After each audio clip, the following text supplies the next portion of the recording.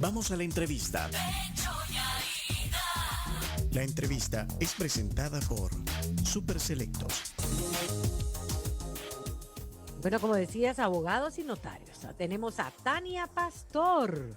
Abogada, notaria, Y a Julio Valdivieso también. abogado, notario también. Bueno, los dos tienen una gran trayectoria sobre esto. Los dos han tenido intenciones de llegar a la Asamblea Legislativa. También en eso coinciden ambos. Pero bueno, Tania, buenos días. ¿Cómo está? Qué gusto verla de nuevo a la distancia. Bienvenida.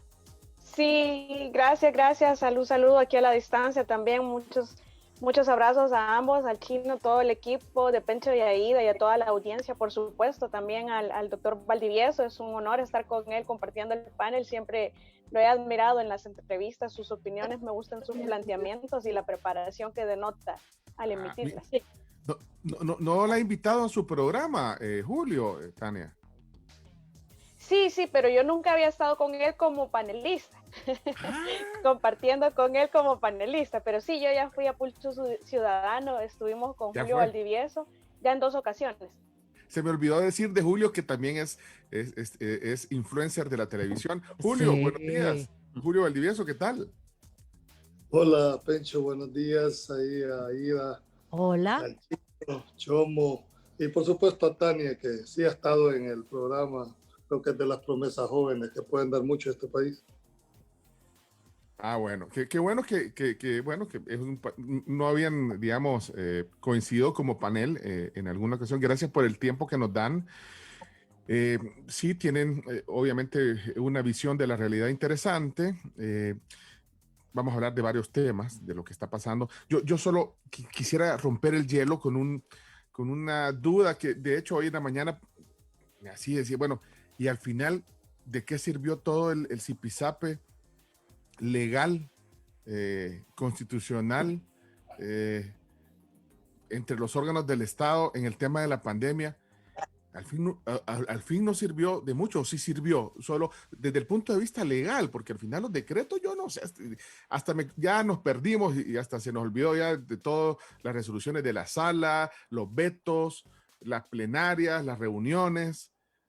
¿De qué sirvió al final? Se cerró ese ciclo, Tania, Julio. Como dicen, el papel aguanta de todo.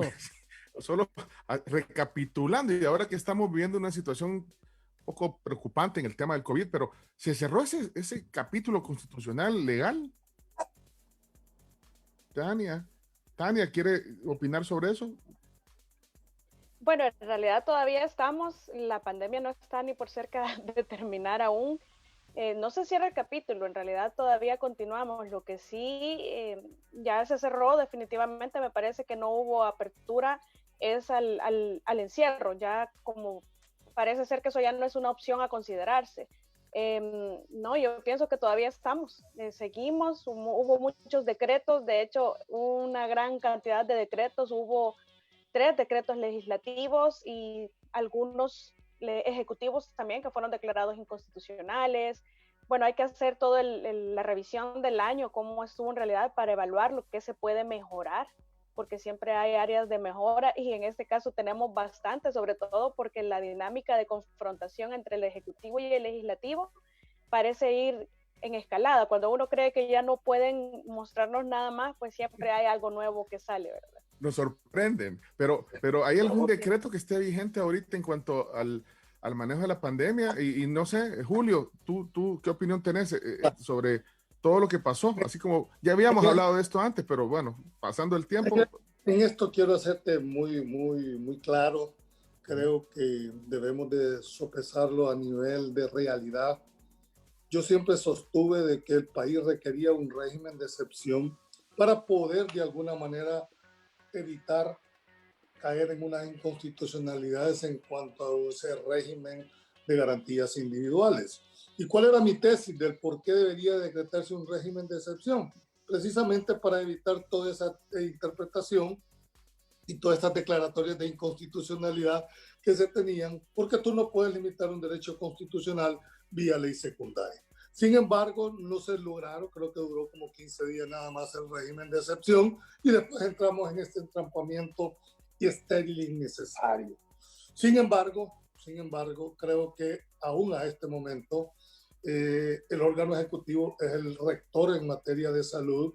El Código de Salud, específicamente en el artículo, si no me equivoco, 129 del mismo código, establece que se declara de interés público, dijéramos, todas aquellas enfermedades transmisibles.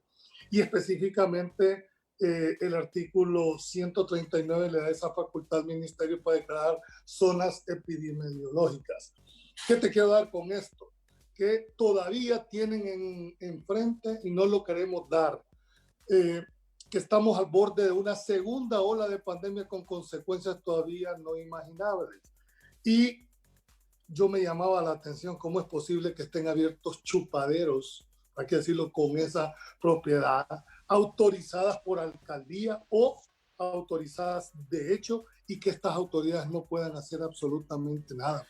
Eso te quería preguntar, eso les quiero preguntar, ¿quién tiene la potestad del Ejecutivo a través del Código de Salud de decir, miren, vamos a cerrar ahorita las discotecas, los buses, no han visto los buses, cómo va la gente? O sea, ¿quién tiene la potestad de decir, miren, usted me está metiendo más gente en el bus? La gente se sube sin mascarilla, a la discoteca van todos los hipotes y ahí no importa. ¿Quién tiene la potestad? ¿La tienen? Permitime, Pencho, es que debe hacerse en este tema. No pueden haber medias tintas. En este tema no hay medias soluciones. Tiene que ser firme el Ministerio de Salud en el sentido que a él le corresponde y le toca garantizar la salud de toda la población. Te acabo de leer básicamente desde el artículo 129 hasta el 139, le da esa potestad. Esa es una ley secundaria que mientras no esté declarada inconstitucional, le sigue dando toda esa facultad al ministerio. Lo que pasa que se entró en una controversia por los decretos ejecutivos, le declararon inconstitucionales algunas de las disposiciones como una manera de ir cerrando el círculo, pero creo que la realidad al final se va a imponer. ¿Te parece lógico que estén abiertas, cerradas las universidades y estén abiertos los bebederos y las discotecas? ¿Te parece lógico, verdad, de que no haya un distanciamiento y nadie diga absolutamente nada? No, pero legalmente puede entonces el ministro de Salud puede decir eso. Entonces, eso es lo que legalmente y no habría otra crisis. Yo creo que lo tiene. Si no lo digo yo, lo dice el código. Y si no, léanlo, pues, ¿verdad? Tania, ¿tú crees que podría, sin necesidad de la del declaratorio de emergencia, sin necesidad de que pase por la asamblea, Tania, ¿tú crees que también podría? Otra cosa. Ese ya es otro tema y en realidad también aquí ha influido mucho el posicionamiento que ha tenido y de forma tardía la Sala de lo Constitucional, porque sí, en realidad ha venido a hacerle unas limitaciones a estas potestades que tiene el Código de Salud, que alguien podría ser demasiado legalista y entender que la Sala tiene la razón. Sin embargo, como dice el licenciado Valdivieso, al final la realidad se termina imponiendo. Esta sala y todas las salas en realidad, cuando hablan de hacer una interpretación conforme al contexto histórico que se vive, en realidad en este momento no lo están haciendo, están siendo demasiado rigurosos, demasiado legalistas, demasiado limitantes. Entonces, cuando se viene a intentar desarrollar estas facultades que otorga el Código de Salud al Ministerio de Salud, vemos un claro bloqueo, o quizás no bloqueo, la palabra es muy fuerte, pero vemos una interpretación de parte de la sala que lo que viene a hacer es a restringir. Entonces, no hay una verdadera ejecución de parte del Ejecutivo a través del Ministerio de Salud en cuanto al ejercicio de estas facultades. Siempre están limitadas y de hecho la sentencia del 8 de junio viene a ser como el punto de quiebre en donde ese conflicto que hubo entre los dos órganos, yo tengo facultades del Ministerio de Salud y la Asamblea decía, mire, no, usted, yo le puedo regular y sin que venga el Ministro de Salud aquí a dirigir la regulación que voy a hacer sobre la pandemia.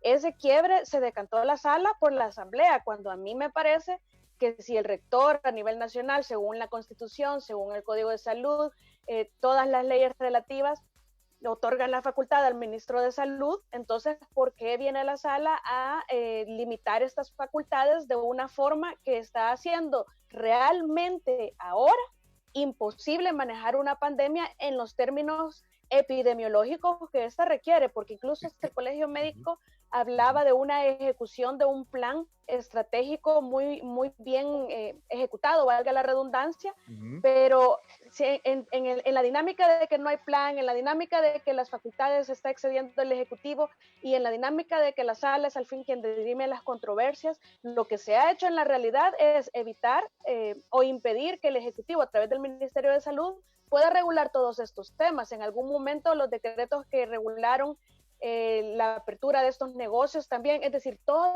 los decretos ejecutivos de regulación de pandemia fueron eliminados prácticamente del ordenamiento jurídico. Entonces, al ser eliminados, no se pueden replicar. Y al no poderse replicar, están dejando fuera elementos que en este momento deberían de ser posible utilizarse, porque sí es increíble que las universidades y los colegios estén cerrados, pero los bebederos y todos los centros comerciales, hay aglomeraciones de personas en todas partes, sin considerar que ya estamos entrando a la época de campaña electoral.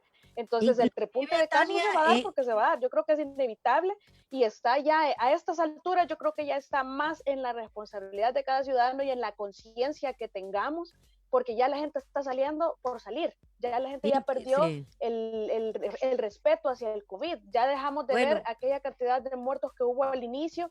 Entonces ya ese respeto no es miedo, el respeto se perdió, las medidas se han bajado, la guardia, todas las personas hemos bajado, hemos salido innecesariamente. Usted haga la cuenta día a día.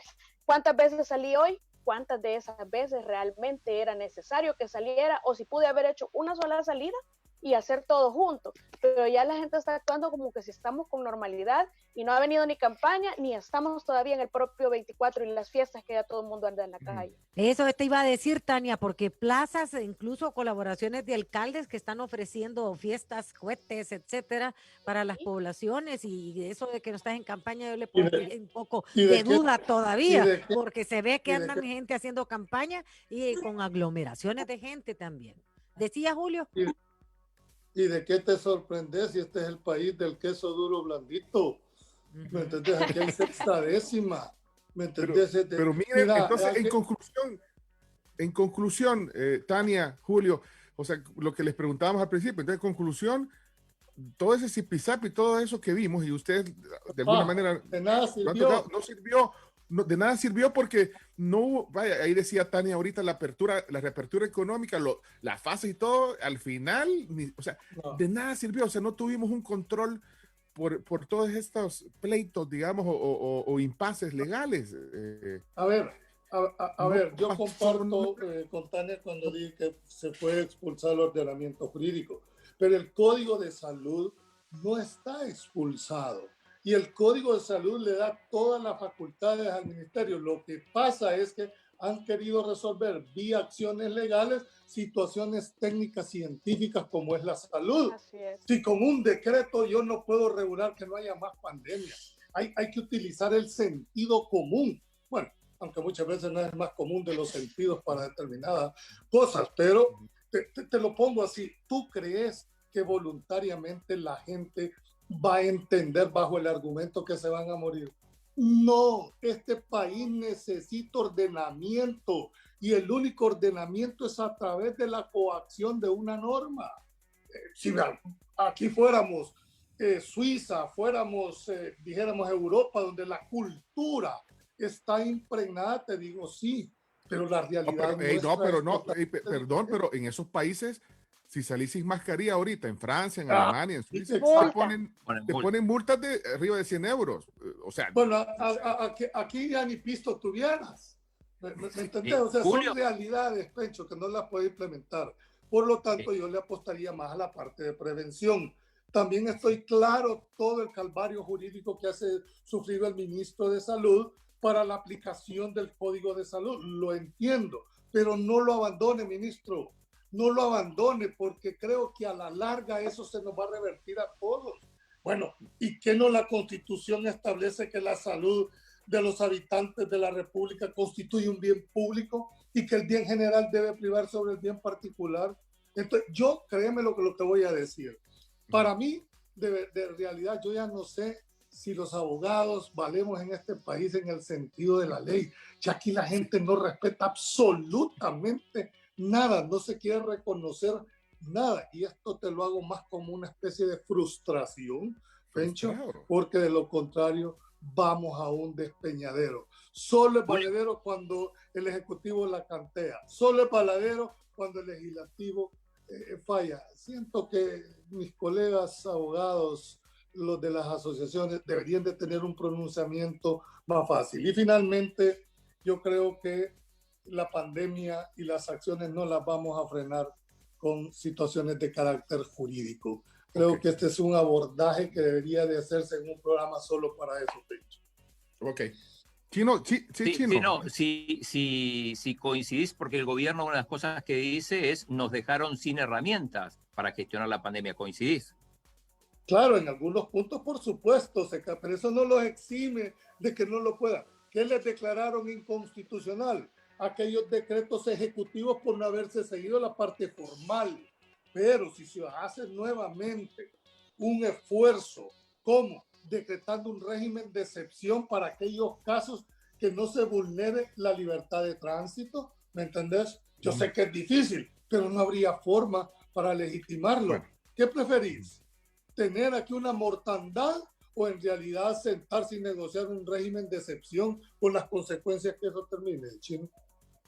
El problema lo que sucede también es que ¿qué se necesita para lograr ese régimen? Yo estoy de acuerdo que la parte jurídica no va a resolver el problema. Aquí tiene mucho que ver, lo reitero, la voluntad, sobre todo la conciencia y la responsabilidad de cada uno de los ciudadanos. Pero también la parte jurídica puede abonar mucho, sobre todo si ve órganos de gobierno serios y responsables que estén adoptando cada uno de sus funciones para servirle al pueblo. Pero si nosotros necesitamos un régimen de excepción para prohibir el ejercicio de algunas garantías en algunas medidas o de algunas libertades, necesitamos que el Ejecutivo y el Legislativo se pongan de acuerdo. Ahí es donde yo repito lo que dice el licenciado Valdivieso, los puentes no solo se dinamitaron, sino que ya se los llevó el río. Entonces, en este punto en el que nos encontramos, tras la resolución de la sala en junio de este año y todo lo que se ha venido desarrollando entre estos dos órganos,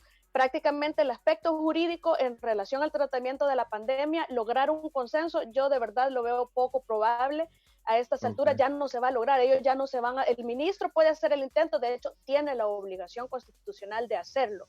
Sin embargo, a la hora que ya lleguen a la asamblea escucha a sus propios asesores en medicina y en epidemiología y en cientificidad y todo lo que sea, y terminan encontrándose las posiciones y la asamblea quiere entonces invadir funciones que en realidad le corresponden de dirección al ministro de Salud, al Ejecutivo a través de Salud, y ahí encuentran nuevamente el conflicto, se va a la sala, casualmente la sala, esta es una opinión personal, si la resolución es políticamente conveniente, le va a resolver en una semana, si no lo es, pues entonces pase 5 años esperando el sueño de los justos. Bueno, vamos a pasar a otros temas también. Entonces me queda ahí que quizás el ministro tiene que ser... El ministro debería ser más fuerte, le entendí yo a Julio, que debería de... Pues sí, porque ahí lo vimos. Miren, no salgan, miren esto. Viene una segunda ola, pero no. Eso te entendí en conclusión, que el ministro use el Código de Salud, entonces. Y tienen que ponerse de acuerdo todos los actores también. También, mira, yo he reconocido que uno de los funcionarios que más se ha visto, dijéramos, en esta pandemia ha sido el ministro de Salud. Y entiendo la frustración que puede tener de que le hayan quitado, dijéramos, el tema constitucional, pero eso lo debería de obligar todavía a hacer un segundo esfuerzo, voluntariamente. Miren, yo quisiera tener otra opinión, pero ¿ustedes creen que voluntariamente la autorregulación va a funcionar en este país? Con que no respetas un semáforo, con que no respetas el lado derecho para conducir, vas a respetar en realidad ir en contra de beber, de trasnochar, ¿verdad? De guardar las distancias. Ojalá me equivoque, pido a Dios equivocarme, pero la realidad me dice todo. Bueno, venía vos aquí a la San Benito, pues, venía a ver estos santos de vicio. O sea, no estoy diciendo nada que no esté a la vista. No hay forma.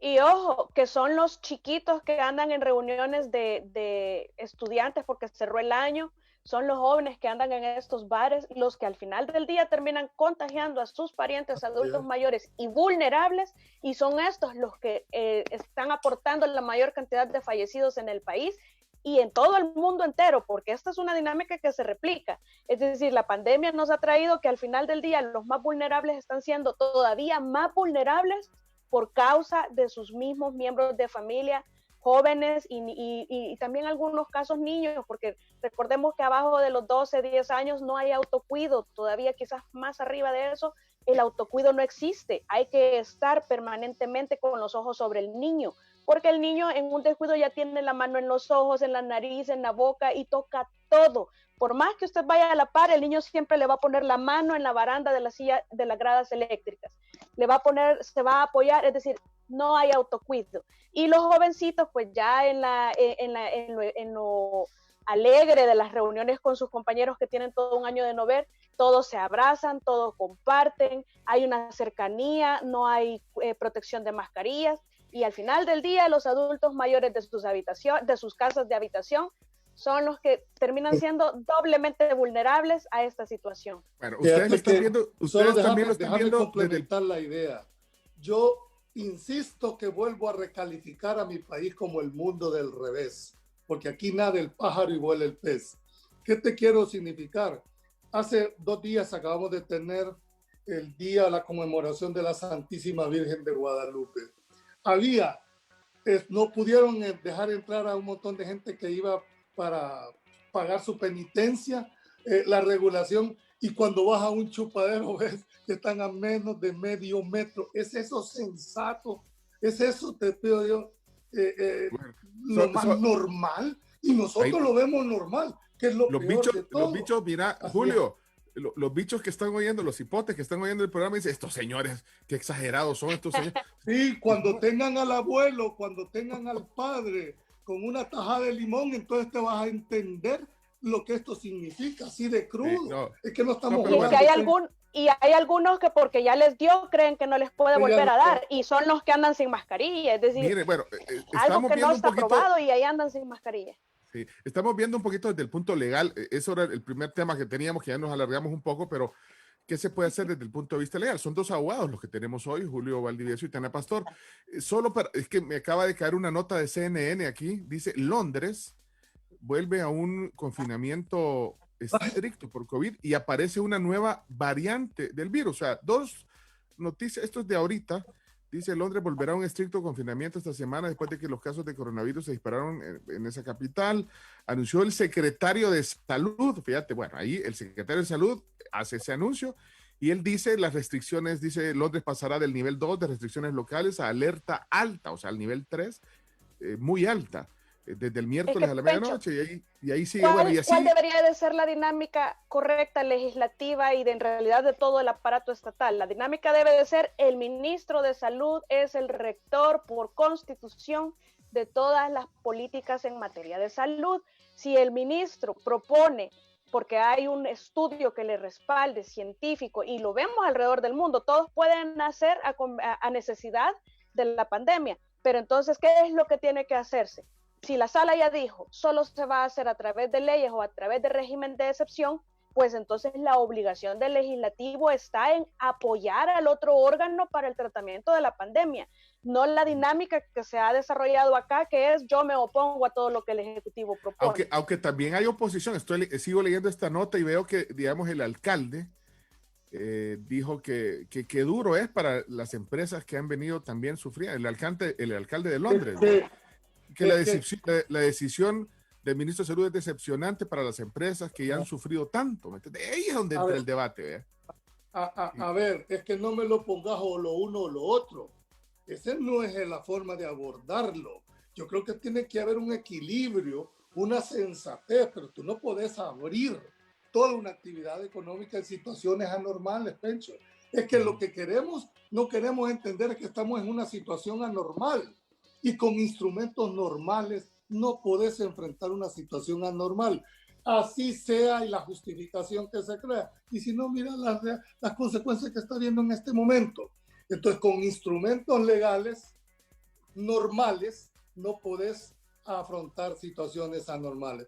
Yo no sé cuando Tania dijo de que de los dos órganos deberías de sentar. ¿Te estabas refiriendo a El Salvador o estabas hablando de otros países, Tania? Es que no. Sí, no, aquí eso no existe, lastimosamente, es lo que se necesita jurídicamente, pero lo que no podemos tener. Ok, sí, creí que había escuchado mal. Pero bueno, confirma esto. Yo y de ahí, creo miren, que para terminar lo que leía, varios expertos han dicho de que hay variantes del virus, dice. Claro, hay la aparición de diferentes cepas. Es que yo creo que hemos perdido la dimensión de lo que es esta pandemia en realidad. Creo que no hemos dimensionado el hecho de haber rebajado, o mejor dicho, relajado las medidas. La gente percibió de que ya esto ya había pasado, y al contrario, creo que ahorita es el periodo de más riesgo para el país. Y el problema somos los que estamos en esta edad, que ya vamos de salida, ¿me entendés? Pero aún los jóvenes que creen que no les puede dar, mira, Pencho, esta situación depende mucho del factor de inmunidad de cada uno, el nivel de virus o la cantidad con que te pueda afectar un virus. Pero lo importante es que no podemos estar, es el único país, me atrevería a decir, en que no tiene ninguna regulación para el tema de la pandemia. Bueno, siguiente tema, porque si no, podemos pasar toda la mañana hablando con dos abogados que de verdad también se expresan muy bien y tienen, pues sí, tienen puntos de vista interesantes. Miren, el otro tema que queríamos que nos pusieran en contexto es el tema de lo que ha sucedido con bueno, ya no se dio el desafuero del director de la Policía Nacional Civil. Legalmente todo eso que sucede, esas son, digamos, situaciones que muchos ciudadanos observamos.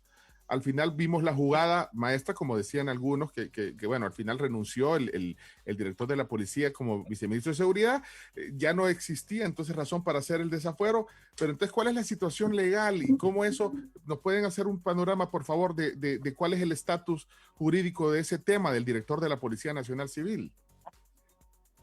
En circunstancias normales, el procedimiento tendría, ya que no hubo oportunidad del desafuero y que todo el tema del antejuicio por las circunstancias que ya vimos, en circunstancias normales lo que procedería es que el fiscal general de la República presente el requerimiento fiscal ante el juez de paz respectivo, porque al ya no estar gozando de fuero, pues ya una vez desaforado hubiera ido a las cámaras, es decir, a segunda instancia en calidad de primera instancia, pero como ya va a ser procesado como una persona normal y corriente que no goza de protección procesal, que se le conoce como fuero, pues entonces va a un juzgado de paz. Yo pienso que no lo han presentado todavía ese requerimiento porque hay un defecto grave de fondo en el mismo que se conoció, y eso es que se fundamentó toda la acusación fiscal o el requerimiento fiscal en una ley que no tiene vigencia en El Salvador hace más de 20 años. Entonces tienen que replantear todo esto. Si se hubiera presentado ese requerimiento que se presentó a la Asamblea a un juez de paz, este caso ya ni siquiera existiría en este momento por haber sido planteado con fundamento en leyes derogadas. Pero explíqueme algo, Tania. ¿Quién, bueno, ahí hay algunos delitos que se le están poniendo al director, ¿verdad? Desobediencia, no me acuerdo cuál es el otro delito. Aquí lo tengo, pero usurpación. Usurpación, vaya, pero ¿quién hizo esa acusación? ¿Quién ha puesto esa acusación? Bueno, en primer momento recordemos que todo inicia por la comisión que estaba analizando lo de los bonos, una comisión. Entonces esa comisión especial es la que hace el citatorio al ministro de Defensa, pero cuando este no comparece, le hace el apercibimiento al director de policía, el apercibimiento tenía que ser al ministro. En fin, ahí podemos entrar a discutir si la orden era defraudatoria de la Constitución en facultades de la Asamblea o si era una orden legal, pero más allá de ese tema, entonces el director de policía no cumple con esa orden y entonces se le inicia, como adquirió la calidad de aforado por tener el nombramiento de viceministro, entonces se le tiene que seguir el procedimiento de antejuicio. En la finalización de ese procedimiento, hay que decirlo, los diputados dijeron que había cometido el delito de suplantación o de usurpación de funciones, y hay que recordar que el artículo 237 de la Constitución dice literalmente que el funcionario al que se le remueve el fuero que continúe ejerciendo sus funciones comete el delito de prolongación en las funciones. ese delito, la Asamblea Legislativa tiene una obligación constitucional de legislarlo, es decir, de crear ese tipo penal en el Código Penal de El Salvador, pero no existe. Entonces, ni el director de policía en calidad de ex viceministro o viceministro ha cometido el delito de prolongación de funciones, porque no existe ni prolongación de funciones, ni usurpación de funciones, ni suplantación de funciones. En consecuencia, no puede haber un encubrimiento a un delito que no existe.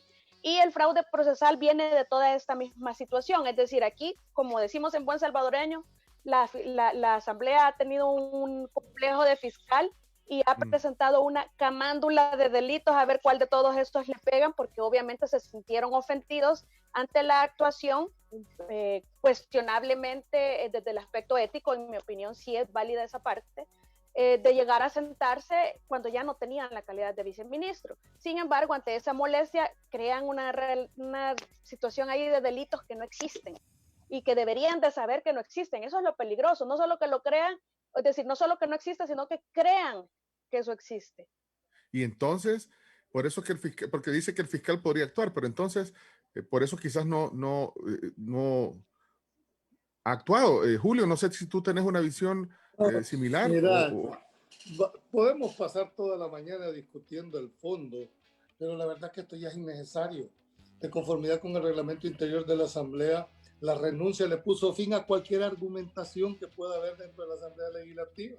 Sí, ya no hay absolutamente nada que hacer. Si querés podemos entrar en una valoración hipotética, pero jurídicamente hablando, la forma de terminar un antejuicio está la renuncia, que es el caso. Se renunció a un privilegio procesal y por lo tanto ahorita volvió a la llanura, como decimos, como cualquier ciudadano. Y el fiscal, pero y el fiscal no puede, por la posibilidad de esos delitos, por la posibilidad de que hubiera eso ya esos no le delitos. compete ya a la Asamblea Legislativa. No, por eso, pero a la fiscalía sí le competiría, ¿o no? Ahora, yo solo quiero decirte que al haberse eliminado la posibilidad de un antejuicio, la fiscalía tiene dos opciones. O gira la orden de captura administrativa, ¿verdad? Si él considera que tiene los elementos de juicio para la configuración del delito, o va donde un juez y presenta el requerimiento y le tira la pelota al órgano judicial.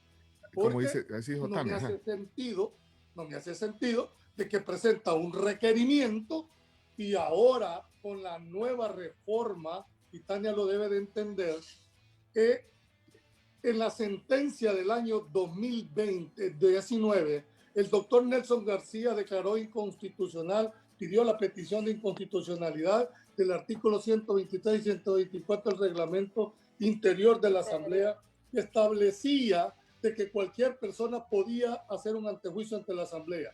Ahora solo es la Fiscalía quien puede hacer los antejuicios o presentar los antejuicios. Y lo presenta con toda una estructura formal de un requerimiento. Bien lo dijo Tania, si eso lo hubieran presentado en un tribunal, otros fueran las decisiones. Pero aquí, Pencho, únicamente se establecía si había lugar o no a formación de causa. No están discutiendo que sí fue una jugada maestra, entonces. ¿Ah? Fue una jugada maestra.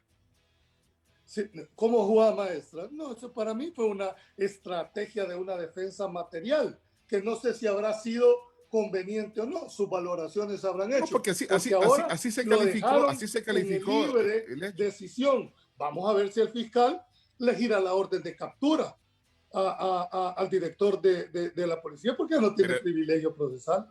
Pues sí, pero eso sería inédito, ¿no?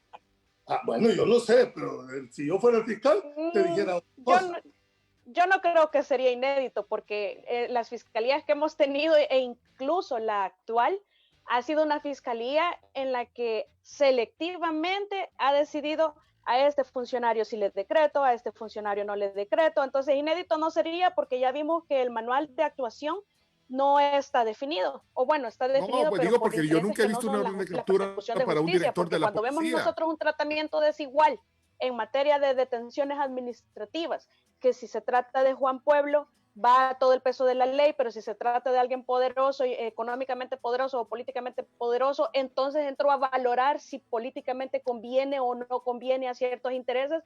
desde allí, para mí no es inédito si decide decretarle la detención. Sin embargo, si llega a decretar la detención, estaría en contradicción abierta a la actuación que ha mostrado en el pasado, porque vemos casos de alcalde en funciones actual, en donde por alguna razón sí se le consideró que tenía los arraigos, que no iba a interferir con la investigación, y nadie duda, en el caso, por ejemplo, del alcalde de San Salvador, nadie duda que tiene arraigo familiar, laboral, domiciliar, que además, ¿en qué va a ir a interferir si son hechos que ya nos están dando? Entonces, y la información no está en su poder como para alterarla, y que lo mismo debería de aplicarse en realidad en todas aquellas valoraciones que la Fiscalía hace para determinar si va a detener o no detener a una persona. Pero aquí lo que se hace es ver el nombre del imputado o del procesado para determinar si decreto o no detención. Y eso no debería de ser así. Pero no creo, eso debería Tania, de ser una Tania, valoración conforme a los requisitos procesales establecidos en nuestra legislación para que el ciudadano sienta que está siendo protegido por el Estado en sus derechos y que hay seguridad jurídica. Pero lo Tania, que tenemos no nos está demostrando eso. Yo le decía eso, le decía eso a Tania porque, pues sí, bueno, lo inédito, porque nunca he visto que hayan capturado a un director de la PNC o que le hayan girado una orden de captura, primero. Y segundo, porque esa decisión para el fiscal no debe ser fácil, independientemente de todo. O sea. Espérame, Pecho. Es decir, nadie ha dicho de que ese tipo de situaciones es fácil. Yo lo que estoy planteando es el deber ser. Primero, esto abona mi concepto que yo he venido diciendo desde hace más o menos un año y medio. Y es el que yo o mejor dicho, lo catalogo de la siguiente manera: la selectividad de la justicia en El Salvador. A mi amigo le interpreto la ley y a mi adversario se la aplico. Eso no puede ser en este país, hombre. Mira, solo vete en las medidas sustitutivas. En algunos casos les dan prisión por su casa y otros, allá están casi más de 24 meses en Miami. Y no Miami de las playas, sino que en Mariona, como nosotros lo conocemos. Yo quisiera ver a esa gente que interpreta este tipo de disposiciones, lo que es pasar un día allá adentro. Con esto no estoy justificando las acciones, estoy diciendo que o todos en el suelo o todos en la cama, pero no puede haber diferenciación. Y eso es lo que me hace pensar a mí que en el país hay selectividad de la justicia. ¿Por qué razón? Porque no debería de ser ese el principio. Deberían de haber excepciones, por supuesto que las deben de haber. Pero ¿desde cuándo ves eso? ¿Desde cuándo ves eso? ¿En este periodo o desde hace algún tiempo? Bueno, desde hace algún tiempo, porque hay que decirlo con mucha propiedad. Esto ha sido una conceptualización que se ha tenido de que creemos que yo soy el que interpreto y por lo tanto yo soy el dueño de la verdad. Mira, y el tema de la presunción de inocencia, que creo que también aquí es una eso tarea. No existe, hombre. Es presunción de culpabilidad. De culpabilidad. Mira, Pencho. Aquí te sacan en primera plana, amarrado como quedó Garrobo y vestido de la Alianza, y si se equivocaron allá por los clasificados, con suerte te van a sacar. ¿Es eso en realidad ayuda a la verdad jurídica de este país? ¿Es eso en realidad lo que persigue el fin de la justicia?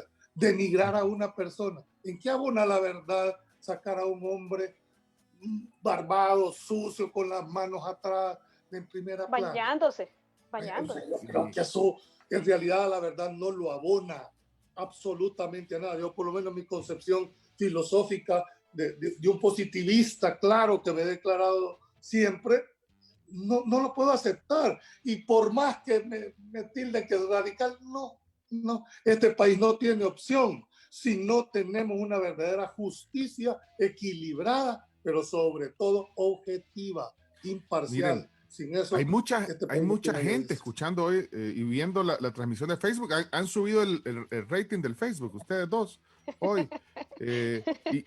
Y apenas hemos tratado un par de temas. Solo quiero terminar el tema de la presunción de inocencia. No sé si Tania va, yo sé que ya me estás diciendo que vamos a corte, pero conozco. Solo quiero dejarlo planteado brevemente, 30 segundos. La presunción de inocencia no solo es que se me presuma, me tenés que dar el tratamiento como tal. No solo que me presumas, y además probame esa presunción. Yo no tengo por qué probar que soy inocente. Demostrame tú que sos culpable y dame el tratamiento de inocencia.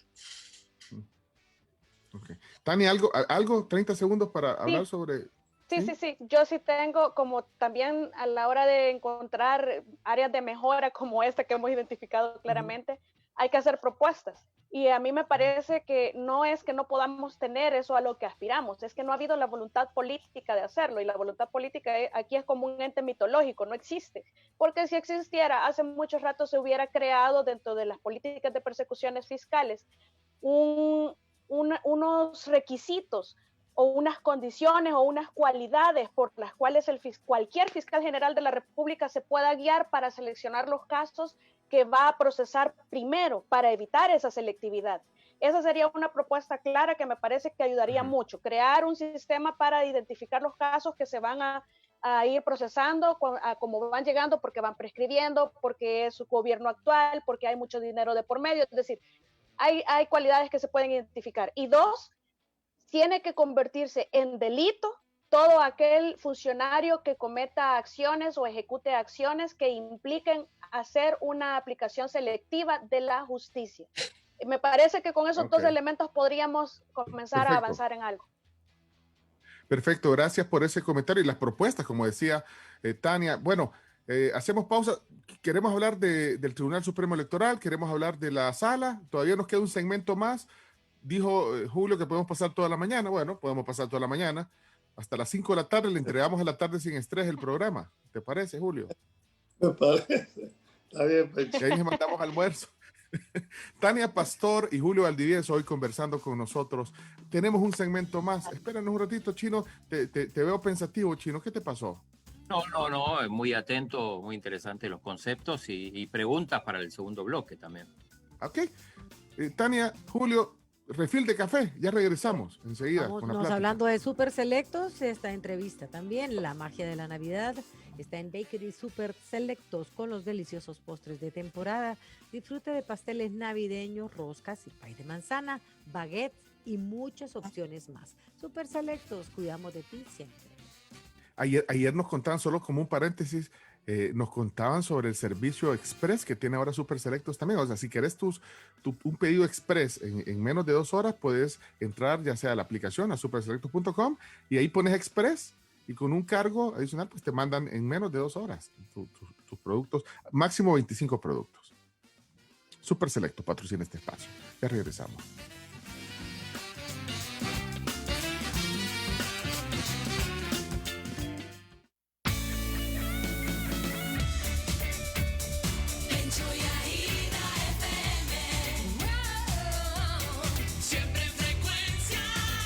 Opinión cuenta. Estamos transmitiendo en Facebook Live. Opina y participa con nuestros invitados. Somos Pencho y Aida. Pencho y Aida FM. Por fin, el camino se sintió eterno, pero llegamos. La ruta estuvo difícil. Tuvimos que parar por un rato, pero nuestro ánimo nunca se detuvo y empujamos con todas nuestras ganas hasta que llegamos, porque siempre supimos que íbamos a llegar. En Unillantas queremos celebrar que por fin se acaba este año, con un 40% de descuento en todas nuestras llantas, Dunlop, Falken y Sumitomo, para que arranques el 2021 con ganas. Unillantas, número 1 en llantas. Tus ahorros están en tus manos. Dale valor a tu dinero con las mejores tasas del mercado. Asóciate y apertura un depósito Plus con monto mínimo de $10,000 a una tasa de interés desde el 8 al 9.5% según plazo. Al vencimiento lo puedes retirar en cualquiera de nuestras 6 agencias. Coaspae DRL, 42 años al servicio de nuestros asociados. Escríbenos al WhatsApp 60 62 30 64. Coaspae DRL, familia financiera. Hoy quiero decirte adiós. Sé que vivimos momentos difíciles. El quedarnos en casa nos abrió los ojos y aprendimos a encontrar lo valioso de cada día. Nos acercamos más. La cocina se convirtió en el lugar para conversar y disfrutar la compañía, haciendo nuevas recetas hechas con amor. No te puedo mentir, por ti sacrifiqué mucho. Pero me enseñaste a apreciar más lo que tengo y valorar estar cerca de los que quiero, mi familia. Me marcaste de por vida porque fuiste el año en que me di cuenta que lo más importante es lo que llevamos en el corazón.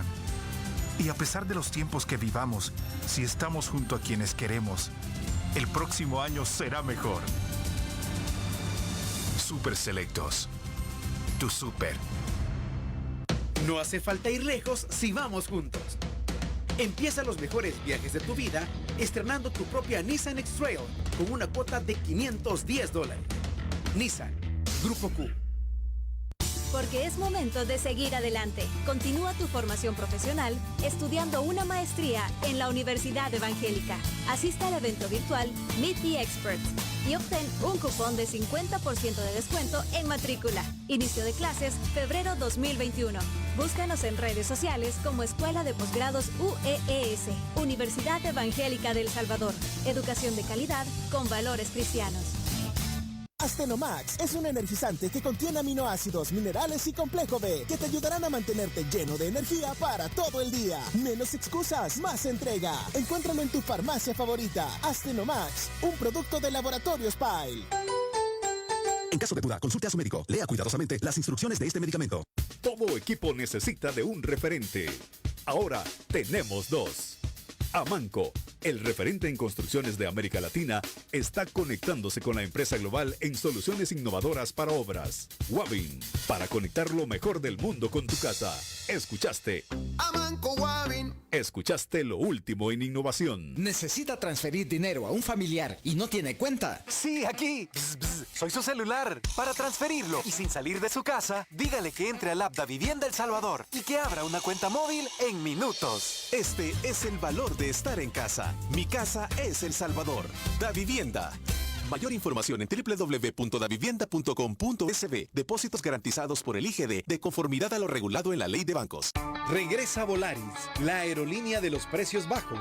Vuela a Centroamérica y Estados Unidos con los mejores protocolos de bioseguridad. Compra ya en volaris.com. Conéctate a la red que te lleva más lejos, más rápido. Porque ahora con tus planes postpago Tigo podés conectarte con todos desde donde estés porque te dan más gigas. Compartir al instante con tus redes sociales ilimitadas y llenar tu vida de energía con tus apps favoritas. Y ahora con YouTube incluido. Conéctate de verdad a todo lo que te gusta. Contrata ya desde $22.99 y sé parte de nuestra red. Tigo. Consulta condiciones en tigo.com.sb. Con Fomilenio 2 hemos introducido herramientas novedosas para promover el desarrollo de El Salvador. Con el Fondo Apuesta por Inversiones API, hemos llevado bienes y servicios a las comunidades, realizando una inversión pública de más de 74 millones, a cambio de 145.8 millones de inversión privada. Con el Organismo de Mejora Regulatoria, hemos iniciado el camino para erradicar las malas regulaciones y simplificar los trámites, reduciendo los costos por cargas administrativas hasta un 20%. Y hemos ayudado al país a lanzar los primeros 2 asocios público-privados, uno para la ampliación de la terminal de carga del Aeropuerto Internacional San Óscar Arnulfo Romero y el segundo para la iluminación y videovigilancia de más de 140 kilómetros de carretera. Juntos estamos construyendo un mejor El Salvador. Fomilenio 2. Más inversión, menos pobreza. Todos los días del mes de diciembre te trae descuentos y promociones al pagar con tus tarjetas de crédito del Sistema Fedecrédito. Aprovecha y realiza todas tus compras. Sistema Fedecrédito. Queremos darte una mano. Consulta promociones, tasas de interés, comisiones y recargos en www.fedecredito.com.sb. Regresa Volaris, la aerolínea de los precios bajos. Vuela a Centroamérica y Estados Unidos con los mejores. En Crecer nos esforzamos para hacer tu vida más fácil. Por eso, somos pioneros en ofrecerte el servicio de biometría de voz para comprobar tu sobrevivencia y la de todos nuestros pensionados. Te llamaremos para que registres tu voz y así en adelante harás comprobación por ti mismo con una simple llamada. Tu voz es única, por eso debes registrarla solo una vez. Es rápido, seguro y sin costos adicionales. Tu mejor decisión es crecer. Crecer es ahorro. Inversión AFP. Para la tos, para el dolor, para la mocosera. Toma para la gripe, para la alergia, la fiebre y para la garganta. Toma para la gripe, para el día, para la noche, para la gripe, para la ti, para la mi, para la gripe.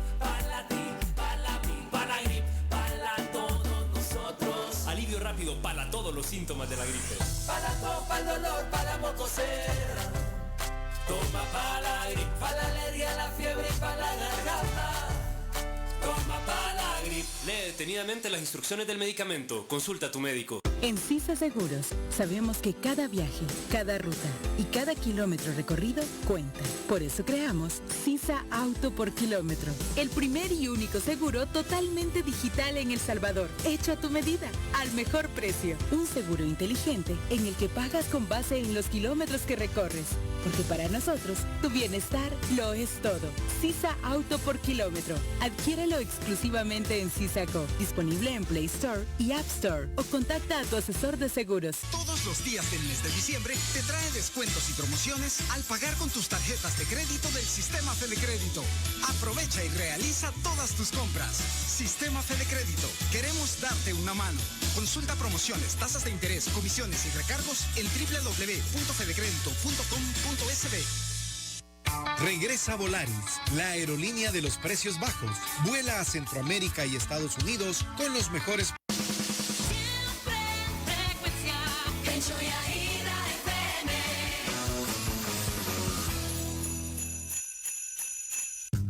La segunda parte de la entrevista es presentada en parte por Bimbo. Esta Navidad comparte la dulzura y suavidad de Bimbo. Y también es presentada por ASA. Mientras tú cuidas de los tuyos, ASA cuida de ti. ASA, el león a su lado.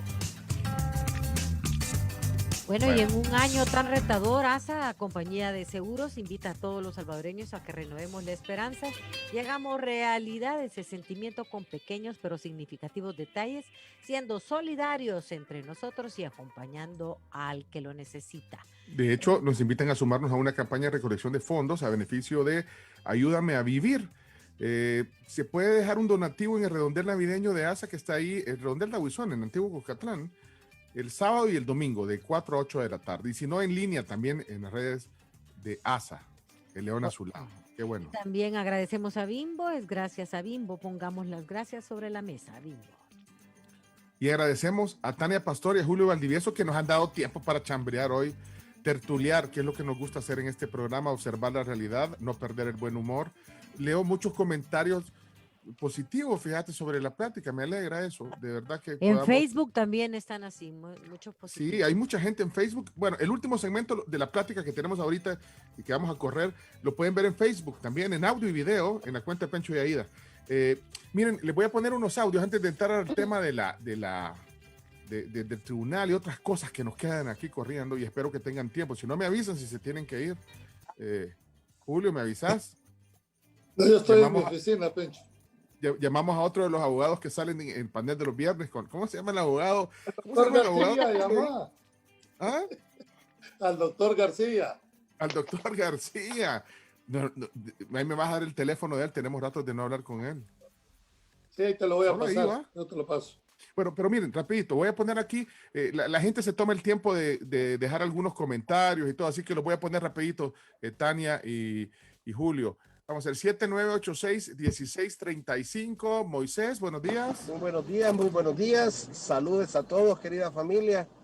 También a sus invitados muy distinguidos, muy acertados en sus comentarios. Por aquí les habla Moisés, su Uber favorito. Tengo una de mis clientas que es doctora aquí en el Hospital del Salvador. Me dice que cuando estaba lo serio de la pandemia, allá por julio y agosto, ella atendía en su pabellón a 25 pacientes. Ella sola, o sea, con su equipo a 25 pacientes. Cuando bajó, cuando se niveló más o menos esto, llegó a atender a 5 pacientes. Ahora que la llevé, me dice que le tocan atender 15. Esto ya va para arriba, señores. De nuevo va para arriba. Buenos días, Pencho y Aida, y a todo el staff y a sus invitados. Gracias. Quisiera hacerle la pregunta sobre si, como todo se hace a través de legislación, si a través de legislación se pudiera solicitar el uso obligatorio de la mascarilla, porque ustedes saben que con el uso de la mascarilla de alguna manera se erradica un poco el contagio, pero no sé si legalmente se puede hacer eso. Ahí tal vez me responden sus invitados y muchas felicidades por este programa. Buenos días a todos. Escuchando estas exposiciones muy valederas. Quiero opinar algo. La culpa en este país, todos estamos convencidos que la tiene la Asamblea Legislativa y la Sala de la Constitucional por tomarse atribuciones que no les parecen, solamente por bloquear las actividades y las acciones legalmente establecidas para el Ejecutivo y el Ministerio de Salud. Y principalmente los culpables de esto son el famoso doctor Parker y la Margarita Escobar. Saludos. Gracias, Raúl, por tu comentario. Buenos días, Conchilla, Chomitos Team, Hola, el Chino Bravo y los invitados. Tengo una pregunta para don Julio Valdivieso. Yo en los últimos días he escuchado un rumor que va creciendo, que muchas misiones de observadores internacionales han dicho que no se van a presentar a las elecciones de febrero. Quisiera saber si él sabe algo de esa situación, porque yo no he podido comprobarlo. Y en caso que así fuese, ¿qué opinan los dos invitados que las misiones internacionales no estén presentes en las elecciones de febrero? Gracias, saludos. Ay. Uy, perdón, que lo corté antes de tiempo. Quedó un ay ahí, que era como un... Espérate, vamos a ver. O se golpeó, quizás. Ay, Pencho, la tarde empieza a las 4, la tarde sin estrés empieza a las 4, no a las 5. A las 4 empieza la tarde sin estrés. Ah, pues sí, vamos hasta las 4. El Chino nos va a enviar almuerzo a todos. A la 1. A comer. A la 1 vamos a comer. A las 3 juega el Real, así que yo me salgo a las 3. Ahí se quedan. Mira, una cosa, rapidito, también hablando de eso, pregúntele a Julio Valdivieso por qué no fue candidato. Necesitamos gente como él en la asamblea. Y a Tania Pastor, por qué al final no se inscribió. También, bueno, si quieren hablemos del tema desde el punto de vista legal de las elecciones, pero sí me llama la atención lo de Tania. Tania, al final usted... Tania, la próxima fiscal, han puesto un comentario aquí. Ah, no, pero con todas las firmas que tenía. Iba a ser candidata independiente o no partidaria. Tania, ¿qué pasó? Bueno, en realidad hubo varios factores, no puedo atribuir que solamente a uno. Sí hay en mi opinión, hay un bloqueo sistemático de parte de la Asamblea Legislativa y el Tribunal Supremo Electoral hacia la participación no partidaria, y eso lo puedo, es decir, no solamente lo digo, sino que se los puedo fundamentar en el decreto 555 que la Asamblea ha regulado como ley. En el artículo 8, la prohibición que, por ejemplo, tú, Pencho, si el licenciado Valdivieso y yo somos aspirantes a candidatos no partidarios, no nos puedes respaldar a ambos con tu firma, cuando la misma sala les advirtió que eso parece contradictorio si en la emisión del sufragio podemos cruzar votos entre partidos y no partidarios. Si se puede lo más, pues debería de poderse lo menos. Otro factor que influyó es el hecho que en realidad yo ingresé tarde a la contienda, no tenía verdaderas intenciones. Yo antes de participar, con más tiempo yo hubiera logrado sortear estos bloqueos que el tribunal hace a través de las leyes, y que la sala también tiene que ver, en mi opinión, porque no le da seguimiento a las sentencias, y en este caso específicamente a la 59 del 2014. Y el tercer factor es, en realidad, que vi también en los comentarios, ¿sí? Sí, perdón, te interrumpí. El tercer factor, decías, Tania. El tercer factor, porque leí en una de las preguntas en Facebook, es, y yo ya lo rectifiqué en mis redes, también en programas de televisión, no compré firmas. Eso ya lo aclaré muchas veces. Fue un error de redacción mío en un tuit, sino que lo que nosotros como no partidarios hacemos es pagarle a personas para que recojan firmas en nombre de nosotros. Es decir, se le pregunta a la persona, mire, ¿usted está dispuesto a apoyar a esta persona como aspirante? Sí, dice la persona. Entonces ellos lo que hacen es llenar y todo eso. Pero resulta que las candidaturas no partidarias son en realidad para las élites o alguna especie de ciudadanos de alguna categoría, porque para recoger firmas tengo que dejar de trabajar por varios meses y dedicarme a recoger firmas si las quiero recoger solo yo, o tengo que tener el dinero necesario para pagarle a otro para le pagas a alguien que haga el trabajo de ir a recopilar la firma. Pues no es que está, creo que se interpretó ahí que les habías comprado, mire, le compro su firma. No fue así. Sí, no es eso. Contratamos a voluntarios y a personas que se dedican precisamente a eso y que tienen experiencia supuestamente, y estas personas defraudaron nuestra confianza, y en el mundo oscuro se venden, ahora me doy cuenta, se venden las bases de datos de DUIs de personas, o no sé si es de DUIs o si es de padrón electoral o de qué naturaleza, pero hay personas afuera malintencionadas que les gusta agarrar el dinero y obtenerlo fácil. Nada más lo que hicieron fue sentarse en un escritorio y ponerse a llenar datos y a falsificar firmas en algunos de los casos, y en realidad eso es una ofensa no solamente hacia nosotros que les pagamos, sino que a la buena fe de toda la ciudadanía, porque yo sí tenía, y lo demostré en redes, muchísima gente que me apoyaba. Incluso hubo una encuesta en donde se daba un voto, se daba un candidato, un diputado para los no partidarios, y en la misma encuesta aparecía yo como las personas más votadas, sin ser todavía candidata. Entonces eso significa que yo el respaldo sí lo tenía y que tenía prácticamente un curul seguro.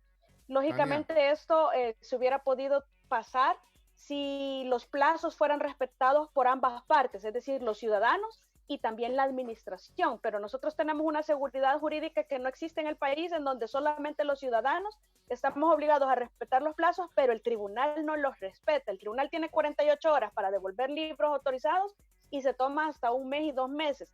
Tiene que resolver de inmediato y la resolución tiene fecha de hoy, pero se la hacen saber 10 o 14 días después, si no más, cuando le pueden notificar por teléfono o por correo. Es decir, hay una serie de inconsistencias que esta es una dinámica que no solamente se ve en el Tribunal Supremo, sino que también en la Corte Suprema de Justicia, cuando vienen a justificar que por sobrecarga de trabajo, que por la complejidad de los procesos, que por la mora, entonces ellos no hacen una tutela judicial efectiva o que por eso hay mora judicial.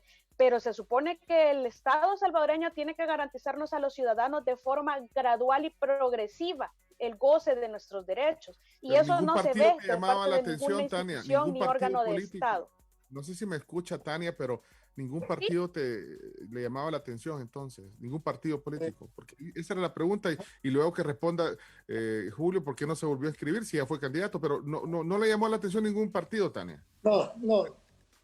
Yo no me siento representada por el sistema de partidos. Yo puedo decirles cuáles son cualidades, virtudes o defectos que veo en los partidos existentes y nuevos, pero yo en lo personal no me siento representada por el sistema de partidos. No me gusta sentarme en un curul, o no me gustaría verme en el escenario en el que yo estoy convencida que conforme el 125 tengo que dictaminar algo o emitir mi voto en un sentido y vengan de la cúpula partidaria o de la fracción, jefe de fracción, porque le dieron órdenes los financistas y que mi voto tiene que ser contrario a mis principios. Yo no me quiero ver en esa situación, entonces, porque Tania, no se trata de disciplina, lo que nosotros tenemos es obediencia partidaria. Entonces, en un tema en donde yo me vaya a ver indisciplinada y me vayan a hacer bullying político, como ya le sucedió a algunos diputados en otros partidos, yo prefiero mantenerme al margen porque de verdad el sistema de partidos a mí no me representa. Yo respeto el sistema y a los que sí lo creen, pero yo no. Bueno, Julio, rapidito, y de ahí no sé si van a comentar los bueno, quiero empezar primero a decirte que esto tiene su origen allá atrás en la sentencia de inconstitucionalidad, más bien dicho, en la sentencia en el cual se interpretó más allá el artículo 85 de la Constitución, porque nuestra Constitución privilegia el sistema de partidos. Jamás contempló los candidatos no partidarios. Sin embargo, por una sentencia jurisdiccional lo hicieron y lo permitieron. Pero todo fue una burla, porque cuando se crea el decreto 555, lejos de promover la participación de más ciudadanos, la restringen. Entonces, ¿a dónde está ese criterio que se tuvo, que era para mejorar el sistema democrático del país? Es que se hacía una interpretación extensiva de la Constitución cuando estás escuchando de viva voz de una participante que se cerraron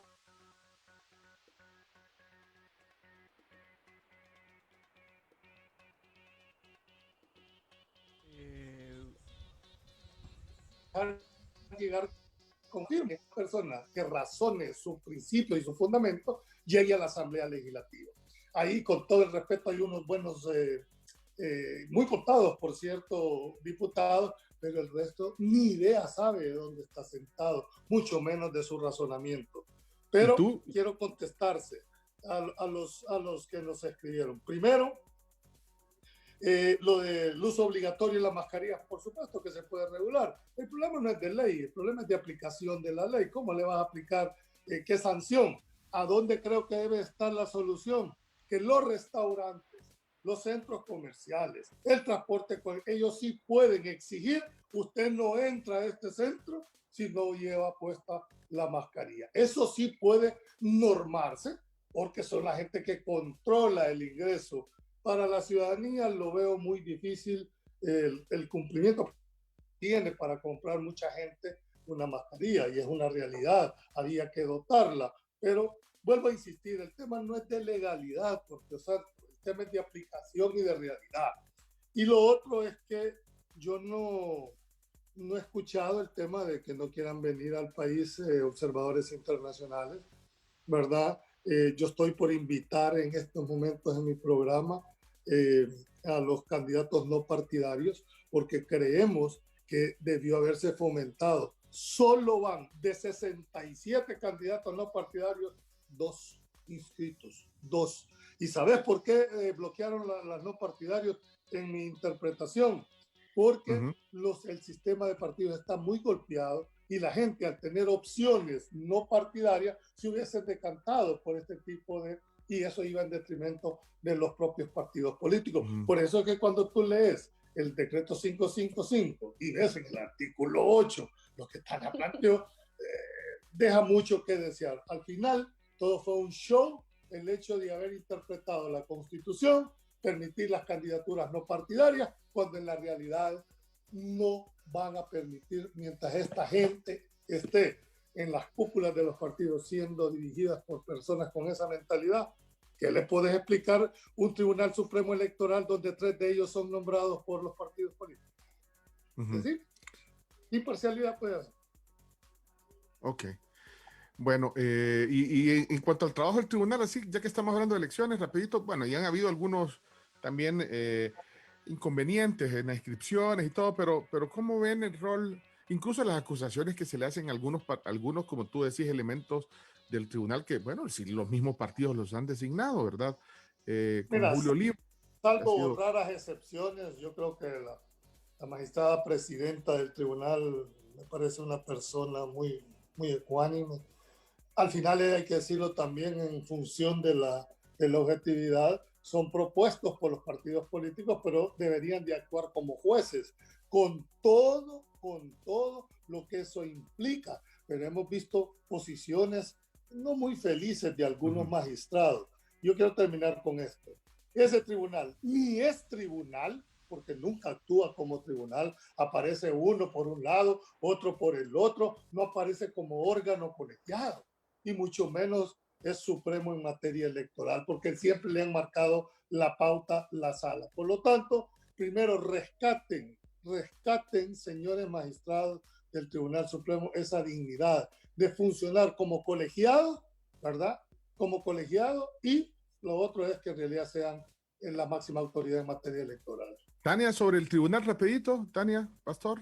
El defecto no es solamente el mecanismo de elección de estos magistrados, sino que el problema de fondo o de estructura es que ese reparto lo hace la misma Constitución. Allá por el artículo 208 de la Constitución aproximadamente, es un reparto constitucional hacia los partidos políticos y por eso es que tienen el poder. De allí que la forma de elección de estos candidatos es sin respetar requisitos constitucionales, jurisprudenciales y legales. Entonces, ¿qué es lo que pasa al final del día? El Tribunal Supremo Electoral es de los que más ha sufrido inconstitucionalidad, declaratorias de inconstitucionalidad de nombramientos de sus magistrados. Hubo una época en la que 3 veces declararon inconstitucional en el mismo año.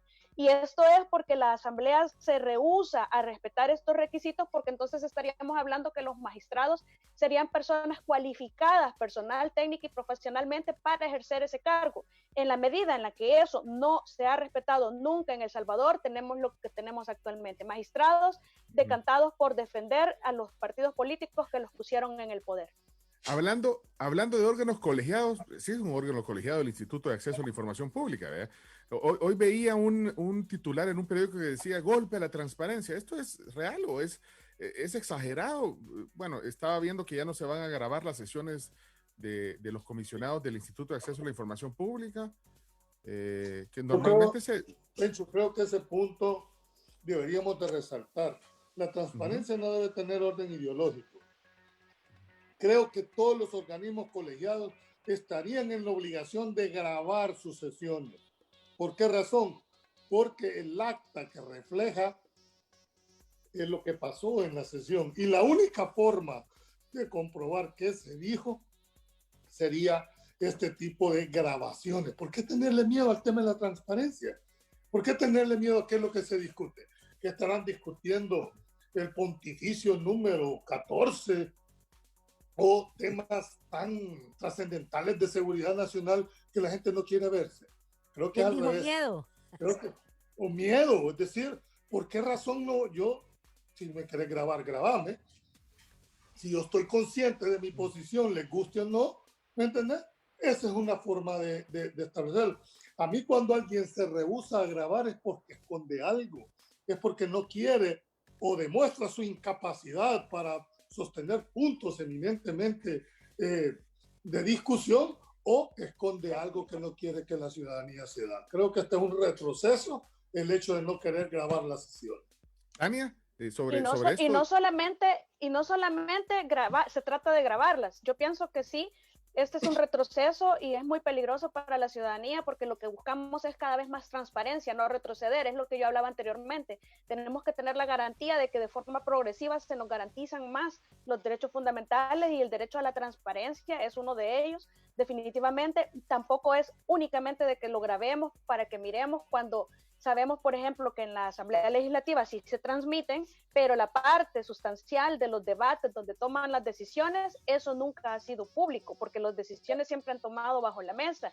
Entonces, no solamente de grabarlo, sino que realmente veamos que la toma de decisiones, como nosotros ciudadanos administrados, podamos evidenciar cuál es el debate, cuál es la sustancia, cuál es la verdadera tecnicidad que manejan estas personas que están en los cargos, en todas las instituciones. A mí me gustaría ver también una sala de lo constitucional debatir, por lo menos, es decir, todos los órganos deberían de proporcionarnos la oportunidad a los ciudadanos de verlos mientras debaten, porque al final del día son nuestros impuestos los que están ahí debatiendo, y debería de ser parte aceptada por cada funcionario al ingresar a los cargos o de empleos públicos, lo que sea, el admitir que va a ser escrutado mediante grabaciones o debates públicos.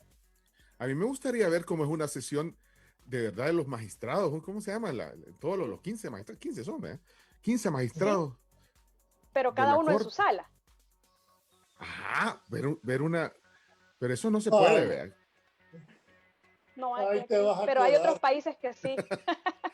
O me gustaría ver cómo es una reunión del Consejo de Ministros. Ah, no, si no hay. No, pero bueno, no sé si hay. No, yo siento, Pencho, que el exigir, aquí, cuando uno exige los derechos, lo primero que hace es, lo descalifican. Lo primero que hace es no tener ninguna posición al respecto. Y yo creo que no. Creo que uno sí es consecuente con su principio, y sobre todo a la edad que uno ya tiene sobre su... Jamás vas a cambiar tu forma de ser, ni mucho menos hincarse cuando uno cree que tiene la razón. La transparencia no tiene sistema ideológico. La transparencia es un derecho natural que tenemos los ciudadanos, y no el dinero es del pueblo. ¿Quién les ha dicho que se va a abrogar esta situación? No, yo felicito a la Tania. Dios sabe por qué no llegaste. Mejor. Sí. Bueno. Aquí grabamos hasta lo que se habla en comerciales. Te grabamos todo lo que dijiste. Mire, espérate, un par de comentarios aquí. Saludos a los invitados y a nuestra futura fiscal general, la primera mujer, Tania Pastor. Ay, otra vez dicen lo mismo. Segundo comentario que decimos de fiscal general. Es que Tania puso una demanda contra el fiscal. ¿Perdón? Que vos pusiste una demanda en la sala por anticonstitucional. Sí, pero es parte de lo mismo. En realidad, en El Salvador ya no se trata de ver cuál es el funcionario que no reúne los requisitos, sino que logremos identificar uno que sí los reúna, porque en realidad todos han sido electos sin respetar esas cualificaciones que la sala ha determinado en la jurisprudencia constitucional. Entonces nosotros no tenemos funcionarios en este momento, y por eso es que cuando uno dice el sistema se autoprotege, es porque todos estos funcionarios de segundo grado son electos por los diputados. Entonces al final podemos presumir como ciudadanos que se van a decantar en tutelar ciertos intereses. El fiscal general, en lo que yo alegué, es que él materialmente es afín al partido Arena, y aporté pruebas que fundamentan mi argumentación, y además que tampoco se demostró su competencia notoria en cuanto a la cualificación profesional. Es decir, la Asamblea omitió en su dictamen sustanciar o identificar, acreditar, documentar, investigar absolutamente todo lo que la sala ha ordenado. Uno, que no está afiliado, no solamente formal, es decir, que no está afiliado al partido político, sino que además materialmente no está afiliado, más allá que el candidato diga no lo estoy.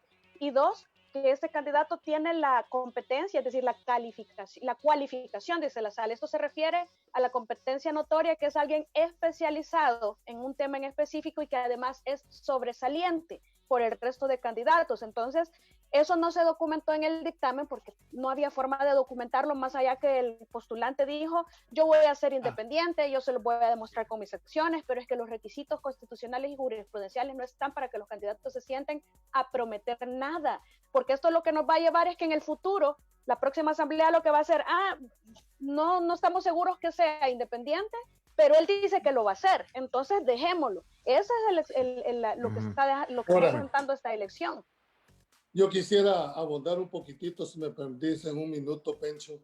Este servidor, hace más de año y medio, interpuso un amparo en contra del Consejo Nacional de la Judicatura, precisamente por tocar este punto de la vinculación partidaria. Por lo menos, que la sala se pronunciara hasta dónde se va a mantener esa vinculación partidaria, porque no puedes tener condenada de por vida a una persona que optó a un cargo público o que participó en un evento electoral de por vida inhabilitado. ¿Tú crees que hasta este momento la sala se ha querido pronunciar siquiera sobre la admisión o no de este tema?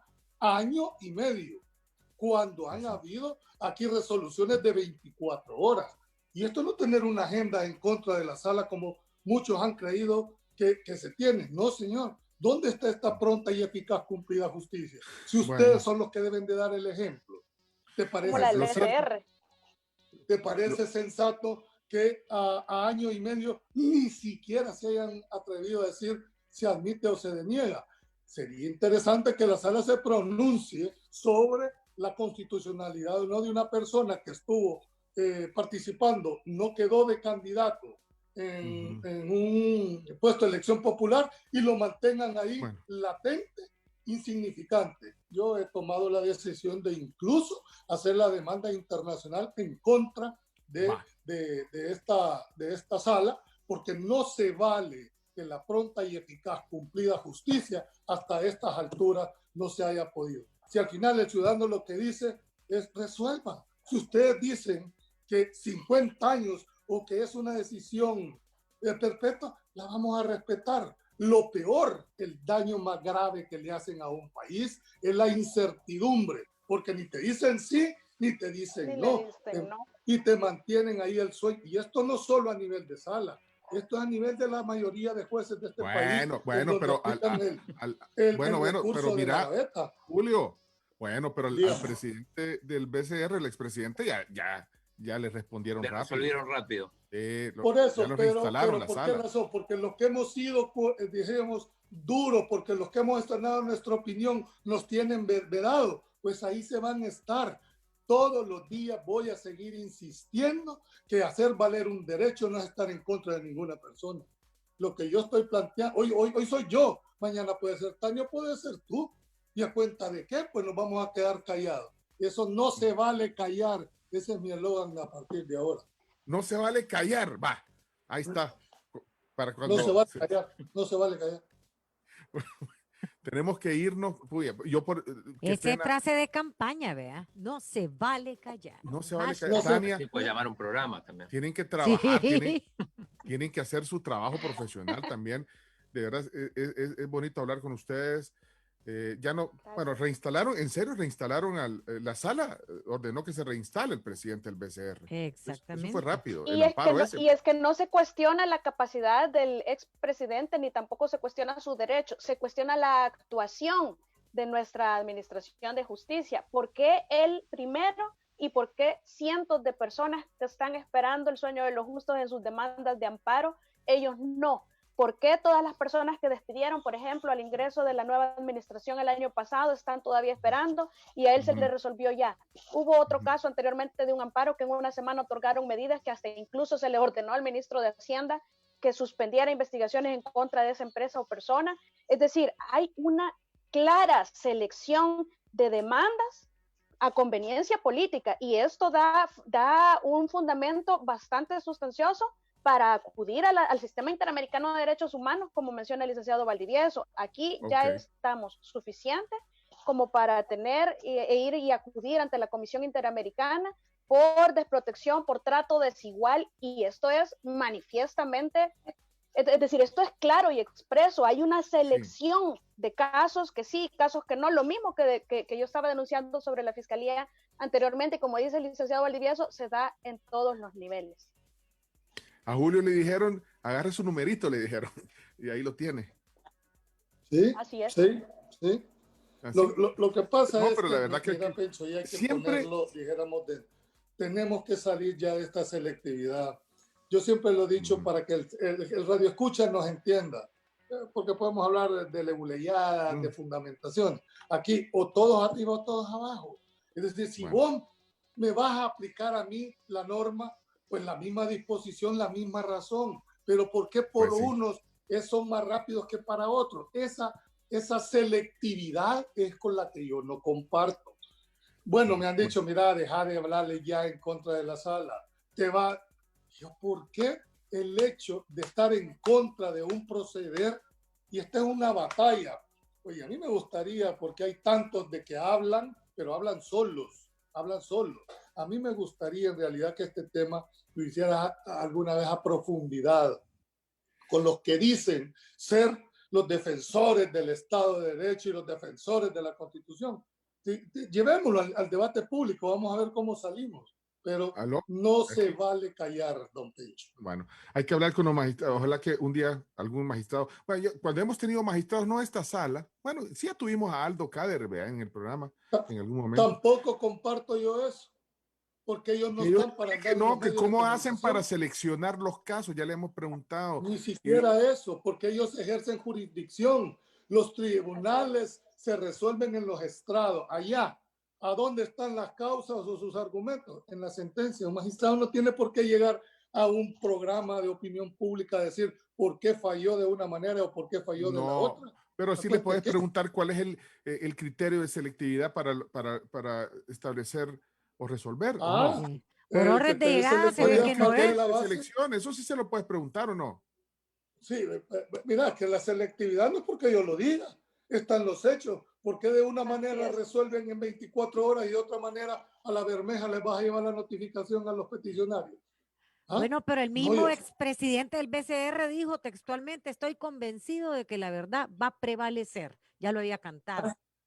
Claro, y es posible que yo no estoy en contra del derecho del presidente del Banco Central de Reserva, jamás he dicho eso. Lo que yo estoy en contra es porque en este caso resolvieron de una manera rápida y otros que fueron precedentes, ¿verdad? Otros que fueron, dijéramos, destituidos al inicio de esta gestión, hicieron uso de los derechos que les reconoce la Constitución y todavía están el sueño de los justos. No es eso selectividad, no es eso... Y aquí volvemos al mismo tema. Debería de ser delito aplicar la justicia selectivamente. Por eso es que para evitar caer en esta selectividad, reitero, tanto en la Fiscalía General de la República como en el órgano judicial deberían de establecer un manual de actuación dentro de sus políticas de actuación que les permita seleccionar los casos con base a criterios definidos, que la ciudadanía tenga certeza por qué ese caso fue adelante del suyo. No lo que vemos siempre en la Sala de lo Constitucional, lo que vemos siempre en la Fiscalía General de la República, y al final del día somos nosotros, los administrados, los ciudadanos, los que sufrimos los platos rotos, porque a Juan Pueblo todo el peso de la ley y cero tutela efectiva de derechos, mientras que si es alguien pudiente, pues entonces voy a ver si se lo interpreto, si se lo interpreto primero, si se lo interpreto después. Eso es lo que denunciamos y debería de ser delito. Eso sí lo voy a reiterar, y debería de haber un manual de elección y selección de casos para ver cuáles van primero y cuáles van después y evitar esa selectividad. Y así la sanción de incumplir ese mecanismo de selección pues va a generar como consecuencia la comisión de un delito. Tal vez así comenzamos a cambiar las cosas.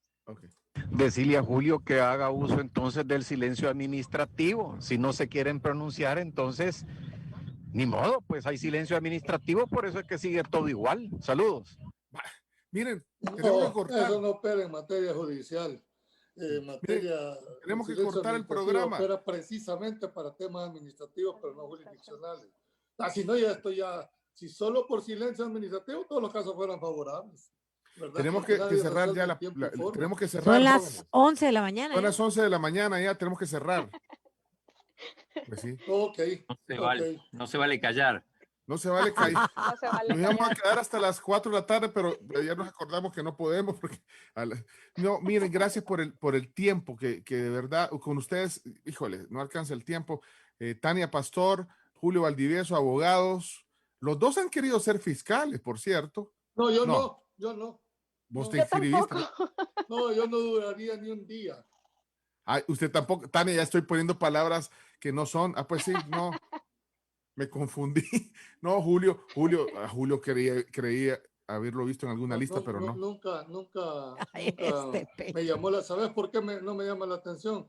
Por dos aspectos básicos. Uno, creo que el fiscal general debería de ser como requisito tener 60 años de edad. Y segundo, que el plazo debería ser por lo menos de 5 años. Cuando esas dos condiciones se den, alguien lo puede pensar, pero ahorita el fiscal general sabe que en el primer año se acomoda, el segundo empieza a trabajar y en el tercero va de salida, pensando en la reelección. Entonces no va a funcionar ese tema. Pues. Y el mecanismo de elección también, aquí fiscal que no es funcionario de la sala, es decir, magistrado de sala o fiscal general o magistrado de cualquiera de los entes que conforme el 19 del 131 de la Constitución es nombrado por la Asamblea Legislativa, si no hace lobbying con las fracciones legislativas, no es nombrado. Y yo de verdad no estoy dispuesta a ir a hacer lobbying con nadie. El lobbying es con la gente. O a menos, Tania, que esto fuera por oposición. Ahí sí me gustaría partir. El día que aquí hubiese un mecanismo de selección por oposición, ¿verdad? Donde uno hace todo su debate, ¿verdad? Toda su fundamentación, entonces las reglas empezarían a cambiar, porque llegaría la persona idónea, ¿no? A los que gracias por sus opiniones y por su tiempo, Tania y Julio. Gracias por el tiempo. Nos veremos pronto y de verdad, feliz Navidad. Gracias por conectarse. Igualmente, Pencho, saludes al Chino y a Aida. Bueno, y a todos los oyentes también, gracias y disculpas por los comentarios que ya no pudieron salir al aire. Bueno, cerramos entonces. Bueno, gracias a todos. Saludos. Chao, Tania Pastor. Sí, ahí va a estar en podcast la entrevista más tarde, si la quieren escuchar completa, si no lo vieron completa.